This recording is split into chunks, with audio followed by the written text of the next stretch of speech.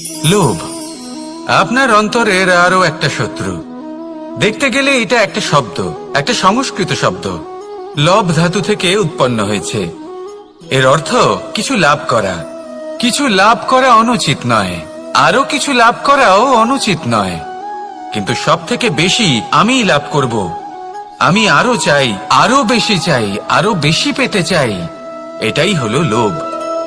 আর এই লোভ যখন গ্রাস করে তখন আপনি যা পেতে চান, সে ধনই হোক বা মানই হোক, তা অর্জন করার জন্য মানুষ যে কোনো স্তরে পৌঁছে যেতে পারে। যদি মানুষ ধন অর্জন করতে চান তাহলে তার জন্য তারা অধর্মের পথেও চলতে পারেন।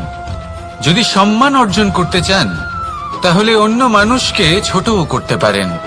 শেষ পর্যন্ত আপনার এটা মনে হতে পারে যে যদি একটু অল্পই প্রাপ্ত করতাম কিন্তু ভালোবেসে প্রাপ্ত করতাম, এই জীবন আরো অনেক বেশি সুখী হতো। লোভ আপনার জীবনে, আপনার মনে কখন যে প্রবেশ করবে সেটা আপনি জানতেও পারবেন না। তাই এটা চিনতে শিখুন আর তৎক্ষণাৎ জীবন থেকে বাইরে ফেলে দিন। যা কিছু লাভ করতে চান তা ভালোবেসে লাভ করুন, আর সেই ভালোবাসার সাথেই বলুন রাধা রাধা।